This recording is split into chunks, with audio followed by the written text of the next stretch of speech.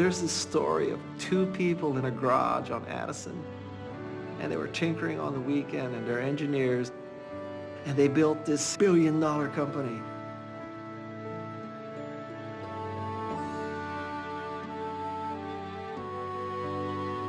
Bill and Dave encouraged people to be brave enough to take the risks and think as large as possible. These guys built a process that invited, accepted, and rewarded innovation.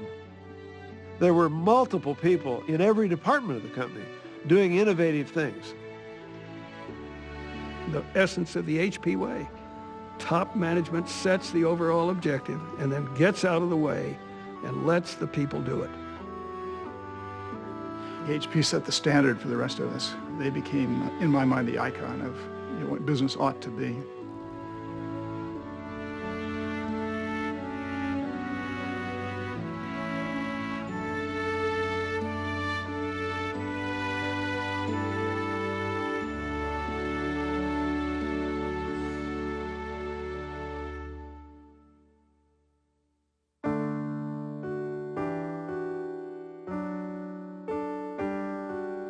At some point, we decided that we were going to try and form a company and go ahead.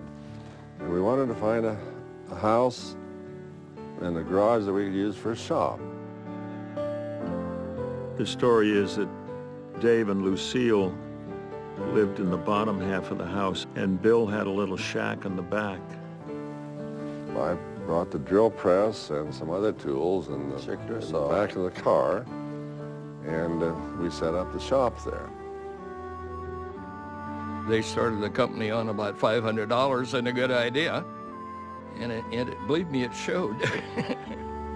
We started out, of course, baking our panels in Lou's oven, and then we decided we want our own oven, so we bought an old refrigerator unit because it had good insulation. Well, it got so hot that it caught fire, and the fire department came and put it out. Otherwise, we would have lost the whole works. Yeah. What got Hewlett Packard really going was the first big order, and that came from Walt Disney for the movie Fantasia.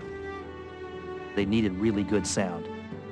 And the audio oscillator, which was the first HP product, was the best device in the world for that. And simply produces a variable tone. You can hear what it sounds like.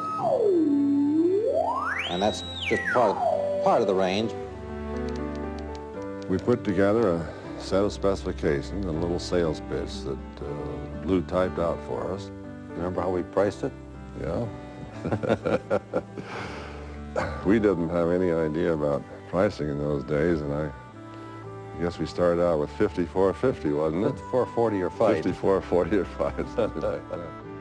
The genius was not that they had all of the perfect tools, but that they had a drive and an energy and an entrepreneurship, a creativity. Two people in a garage with very little resources can create the next big thing. So HP was really the inspiration, I think, for the entire valley. It's no question.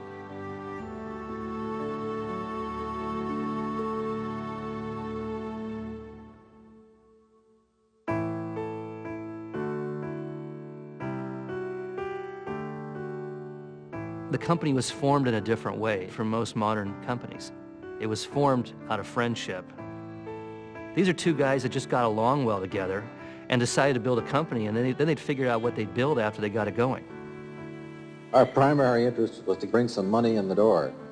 We tried all kinds of things. We tried building shocking machines to make people lose weight, a device to tune harmonicas. Hewlett had an idea about an electric urinal flusher. In fact, when I go into a modern men's urinal these days, I kind of think of Bill. They did an automatic lettuce picker for the fields. They built a bowling alley foul line indicator. We invented, we swept the floors, we kept the books. We've done every job in the place, so to speak. They were roll-up-your-sleeves guys. They were can-do people. Dave Packard was a lot more outspoken.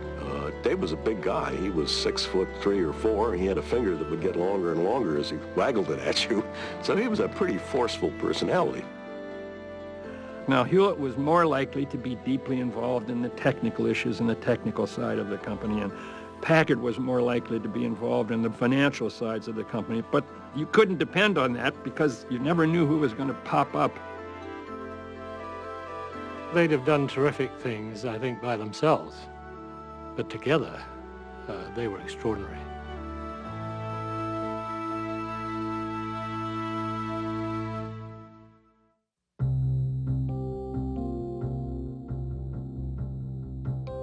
There's this wonderful moment in the company's history. I think it was 1948. And he was at a meeting of business leaders. There were a whole bunch of CEOs from companies there, and the question that was raised, who is the company responsible to? And they're all talking about the most important thing is you have to actually focus on returning dollars to your shareholder and maximizing profits. That's a business model in which the human being is a replaceable part in the manufacturing and assembly process. David Packard stands up and says, actually, I respectfully disagree with all of my elders. You also have an obligation to your customers and to your employees and to the community in which you operate.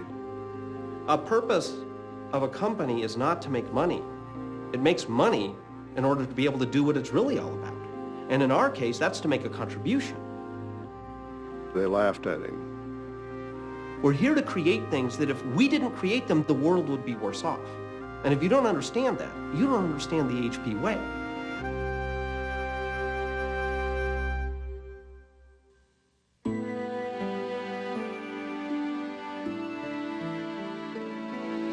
The thing that I fell in love with was there was an immense pressure to make a contribution. That was the key phrase, that you had to make a contribution, that you didn't just bring out a product because you thought you could make money on it. You brought out a product because you thought there was some dimension in which it was significantly better. And what this really means in this sense is not to be a me too, but to not go into some area unless you feel that you've got something really to contribute. Because if we just try and follow someone, you're always going to be at the tail end. Dave and Bill expected good performance, and everybody pulled an oar to make a contribution. Everybody was proud of the company and the fact that we were really doing something worthwhile. The best measure of whether we do or do not make a contribution is whether we can market that product at a profit. In other words, whether it's worth more to the customer than it costs us to make. He realized that if the company didn't make a profit, they wouldn't be able to make a contribution in science and technology. They wouldn't be able to take care of their employees. They wouldn't be able to give back to the community in terms of philanthropy. HP was a business, and these men were dedicated to increasing revenues and increasing profits. After that, all the good things followed. But their first job was to build a great company, and they fought hard to do it.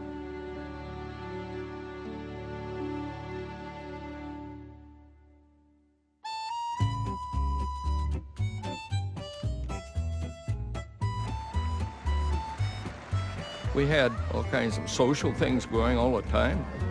We had our annual picnics.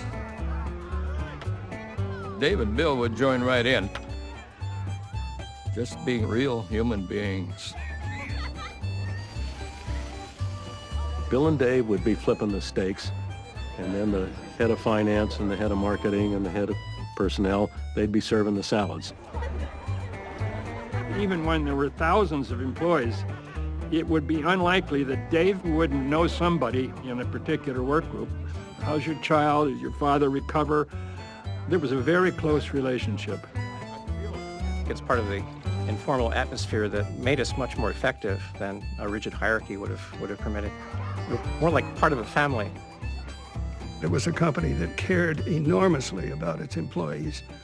And how can you beat that?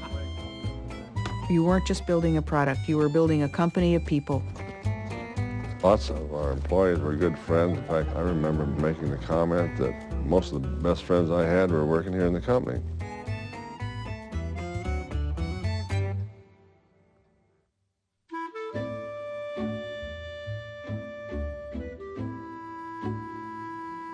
First time I met Dave Packard was in 1952. I hadn't been with the company very long. He showed up in the lab at about 6 o'clock or so, and I was still taking measurements.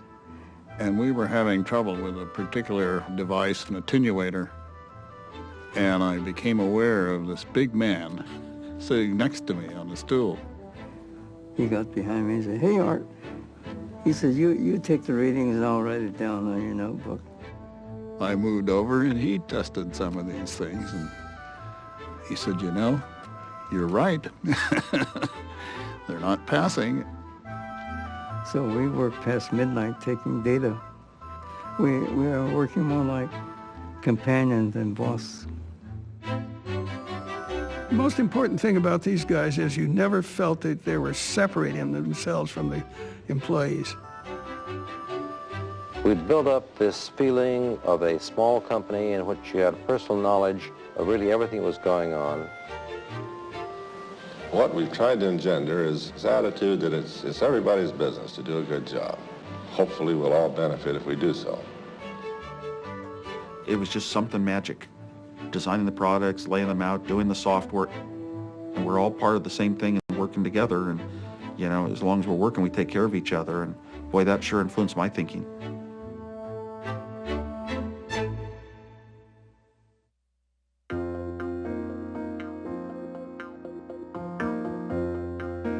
One day the phone rang and Hewlett says, "T, we've got this calculator going on at HP Labs." So I went up and talked to Bill. He gave me the market research report that suggested that we shouldn't do it. At the time, the state of the art was a slide rule. And so to go from slide rule to calculator was a quantum leap in functionality. The bottom line was, well, Bill, we're sorry. We don't think there's a market for this product. It's very complicated, and it's going to cost $350. 20 times more than a slide rule. And Bill said, "I want one of these things." Bill challenged his engineers to build this thing and make it the size of his shirt pocket. That was kind of a, oh my God, I don't think we can possibly do that. But they made a big pretense of making sure that whatever they built would fit into his shirt pocket. And we came up with 4 pages of names for this thing. Captain Billy's Whiz-Bang Machine was one of the names. The Mathed Marvel. We had a whole bunch of names, and there was not a winner in here. And we said, well, it's got 35 keys on it, so we'll call it the HP 35. When I was in college, the HP 35 calculator came out. And, oh, I just drooled seeing that thing. It was, like the skies parted. I remember waiting in line to get one of these things. People were selling their cars. We spent the next 18 months up to here with orders and trying to keep up with the demand for the darn thing. But Bill was willing to take a risk, and boy, was he right.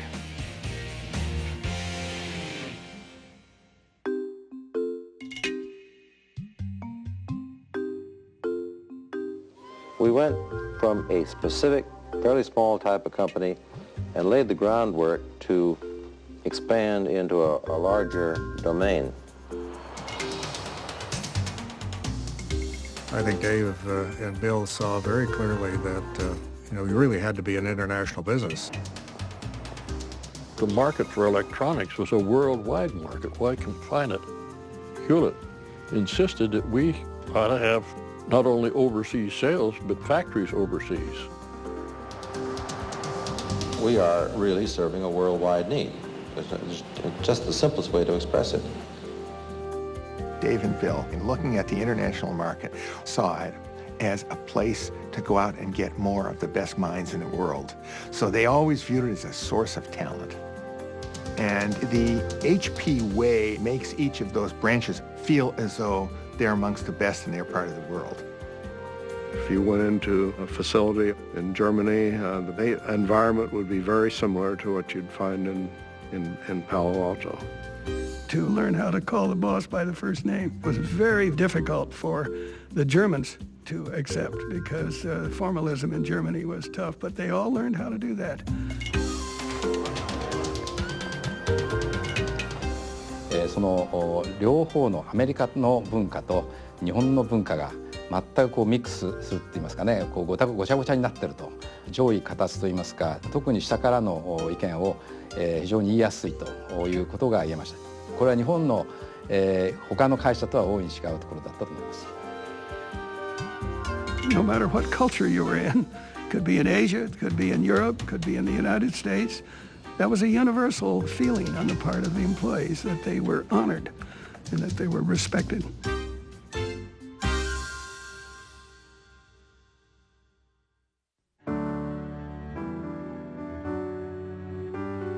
I believe it's very important that people have some part in making the decisions that they're going to be involved with. They're going to be much more effective in implementing those decisions. The essence of the HP way, plain and simple, top management sets the overall objective and then gets out of the way and lets the people do it. They had a slogan: decisions should be made at the lowest possible level. Dave used to say that. Rank doesn't matter, titles don't matter, which degree you have and from which school doesn't matter. It's, are you part of this team and what can you contribute to it, and are you doing your job? They encouraged people to be brave enough to take the risks and think as large as possible. Trust the people, give them the tools, hire the best people, get stuff done. This was what HP did. It trusted people to do the job. And you stepped up. You really stepped up. It scared the hell out of you. Made you into a better person.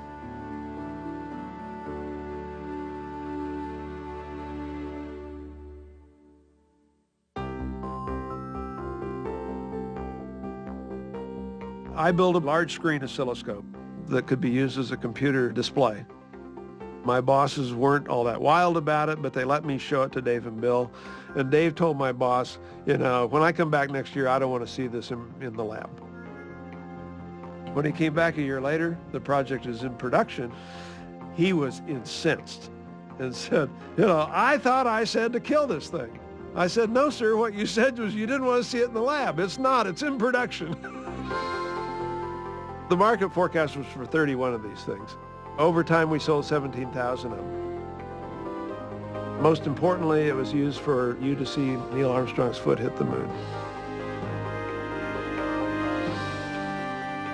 The thing was successful, and Dave had the humility to say, and the self-confidence to say, I was wrong. So I have here a Medal of Defiance in recognition of extraordinary contempt and defiance beyond the normal call of engineering duty. Dave wanted to make a statement that maverickness is expected in a way. So these guys built a process that invited, accepted, and rewarded innovation.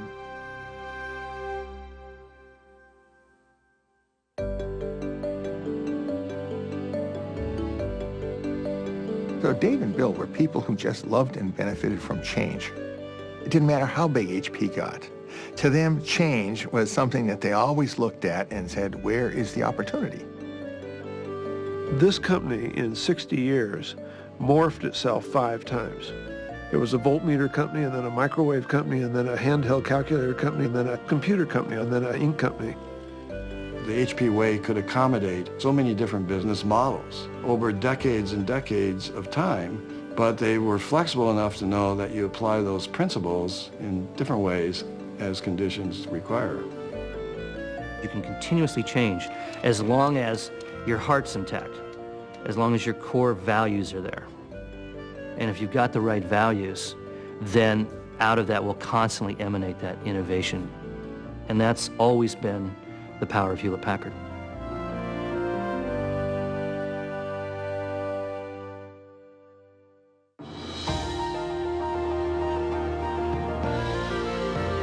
It's no exaggeration to say that Bill Hewlett and Dave Packard created Silicon Valley. Big time. And they respected and appreciated other entrepreneurs. Everything I learned about entrepreneurship was taught to me by Dave Packard. There were many bright people who left HP and founded their own companies, and they carried away the fundamentals of the HP way. There was an ad run in 1962 that said, "You want to be an entrepreneur? Come here first and learn how." And it's like, that's a weird ad. You know, you're encouraging people to go elsewhere. But Bill and Dave's attitude was, that's great. And they seeded this valley with some of the greatest talent you can imagine. I even turned down starting Apple once. I refused to go to Atari because Hewlett Packard was my company for life. The morale was so high, I never saw anything like that, just the happiness of everyone working with each other. A lot of people say that the HP way is anachronistic. It fit in a different world, a simpler world. But in fact, it may be more relevant today. And that's because when your employees are scattered all over the planet, people are working independently, you have to trust your employees more than ever before. And that's what Bill and Dave did. They set the model for it.